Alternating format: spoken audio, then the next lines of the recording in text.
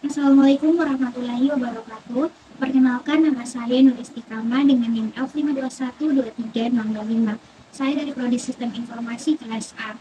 Pada video ini saya akan menjelaskan materi mengenai computational thinking. Video ini juga bertujuan untuk memenuhi tugas mata kuliah struktur data yang diampu oleh Bapak Rizka Ardiansyah, Eskom Mkom. Pertama, saya akan membahas mengenai latar belakang mengapa kita harus memiliki kemampuan berpikir secara komputasional. Mengapa computational thinking itu penting untuk kita pelajari? Nah, jadi ada beberapa alasan yang menjadi latar belakang pentingnya computational thinking itu, yaitu satu, skor PISA atau Program for International Student Assessment, sebuah studi yang diselenggarakan oleh OECD atau Organization for Economic Cooperation and Development. Terdapat survei yang dilakukan secara internasional untuk mengetahui tingkat literasi dasar dari siswa. Nah, hasil dari survei tersebut menyatakan bahwa kemampuan rata-rata anak-anak di Indonesia ada di bawah rata-rata dari negara lain di ASEAN. Akibat dari rendahnya skor PISA tersebut, yaitu keahlian dasar dari tenaga kerja di Indonesia sangat rendah. Jadi, target ke depannya tentu saja agar nilai PISA kita tinggi sehingga keahlian dasar kita juga nantinya akan meningkat. Hal tersebut bisa dicapai jika siswa Indonesia memiliki kemampuan berpikir yang lebih baik. Yang kedua, pentingnya kemampuan berpikir. Skill dasar komunikasi manusia dimulai dari skill berpikir, kemudian komunikasi secara lisan, berbicara, mendengarkan, membaca, menulis, dan menghitung. Semakin bagus kemampuan computational thinking, maka kemampuan berpikir kita akan semakin baik. Yang ketiga, sekarang kita berada di industri 4.0. Kita sudah melewati masa komputer atau otomasi, masuk di cyber physical system, bahkan sekarang kita sudah masuk ke AI. Jadi, kalau misalnya kita tidak memiliki kemampuan berpikir komputasi yang baik, kita pasti akan ketinggalan dari beberapa negara lainnya. Kemudian yang terakhir ada kurikulum merdeka. Pemerintah sudah memasukkan computational thinking ke dalam kurikulum. Memiliki pola pikir komputasional harus dari sejak dini kita pelajari atau terapkan. Kemudian masuk pada definisi computational thinking. Computational thinking adalah proses berpikir yang terjadi saat kita memformulasikan sebuah persoalan dan berstrategi untuk menentukan atau memilih solusi yang efektif, efisien, dan optimal. Computational thinking adalah kemampuan untuk berpikir dengan memanfaatkan teknologi atau komputer sebagai alat bantunya. Computational thinking adalah kemampuan berpikir fundamental, cara berpikir dasar yang harus dimiliki oleh siapapun, yang tujuannya adalah untuk menuju ke solusi. Computational thinking adalah konseptualisasi, bukan programming.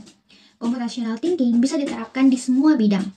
Jika bidang IT, maka akan menghasilkan solusi yang terprogram. Sedangkan jika bidangnya non-IT, maka computational thinking itu berfungsi untuk mendekatkan jika misalkan solusinya membutuhkan komputasi. Computational thinking adalah literasi.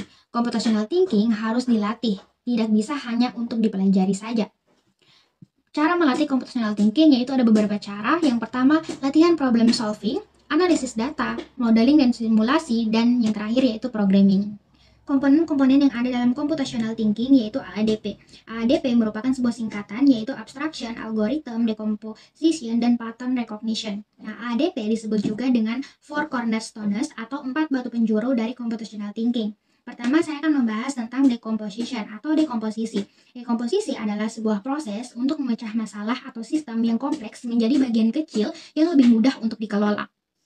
Teknik memecah masalah tersebut bisa juga disebut dengan divide and conquer. Jadi, dipecah-pecah dulu sehingga kita bisa tangani satu persatu dengan lebih spesifik. Memahami dekomposisi penting karena pertama, jelas kita akan lebih mudah menyelesaikan problem yang kecil daripada problem yang lebih besar. Kedepannya, kalau kita bekerja dengan tim, itu akan membuat kolaborasi menjadi lebih efisien.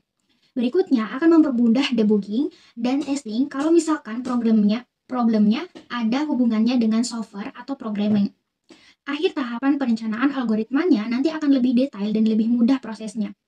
Yang kedua ada abstraction atau abstraksi. Abstraksi adalah proses di mana kita diharuskan untuk fokus pada bagian yang pentingnya saja dan mengabaikan detail-detail yang tidak relevan. Membuat representasi dari masalahnya agar mudah untuk diselesaikan.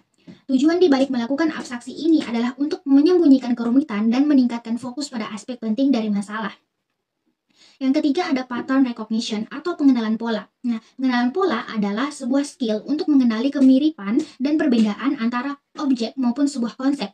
Pattern recognition adalah sebuah kemampuan untuk menganalisis dan mengidentifikasi karakteristik dari bagian-bagian masalah yang sudah terdekomposisi. Pattern recognition ini juga membantu menghindari duplikasi. Nah, yang terakhir, yang keempat, ada algoritma design atau merancang algoritma. Nah, algoritma adalah langkah-langkah yang runut atau aturan-aturan yang harus kita ikuti sebagai solusi dari permasalahan yang kita hadapi. Algoritma design adalah sebuah metode yang menyelesaikan persoalan yang di dalamnya terdiri dari serangkaian instruksi yang sudah terdefinisi. Melatih kemampuan computational thinking. Nah, di sini ada sebuah latihan soal. Latihan ini juga bisa dibuatkan dalam bentuk program sederhana. Tapi pada video kali ini saya belum menjelaskan tentang programnya karena saya masih belum terlalu paham mengenai program tersebut. Jadi latihannya seperti ini. Simon berkata, jika tombol ditekan, warna akan berpindah seperti yang ditunjukkan pada gambar di bawah ini. Nah, kita punya sebuah pola warna, ada merah, hijau, kuning, dan biru. Dalam bentuk kotak yang di tengahnya ada warna coklat. Yang ini kita simulasikan sebagai sebuah tombol. Jadi, jika tombolnya diklik, maka posisi warnanya berubah. Perubahan ini ada polanya, berubah sesuai dengan arah panah. Jadi kalau kita lihat, ini berubah searah perputaran jarum jam. Jadi merah bergerak ke kanan, hijau bergerak ke bawah, kuning bergerak ke kiri, dan biru bergerak ke atas, seperti yang terlihat pada gambar ini. Jadi pertanyaannya adalah, kalau kita sudah klik sekali kan gesernya ke sebelah kanan. Nah, kalau kita klik sekali lagi, di manakah letak warna biru, hijau, dan kuning?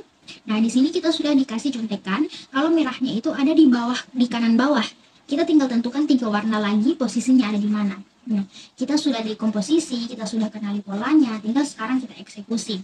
Nah, sudah pasti jawabannya itu dapat kita lihat bahwa kuningnya di kiri atas, birunya di kanan atas, merahnya sudah di kanan bawah kan. Nah, jadi hijaunya itu di kiri bawah. Cukup sekian penjelasan materi mengenai computational thinking dari saya. Saya ucapkan terima kasih. Wassalamualaikum warahmatullahi wabarakatuh.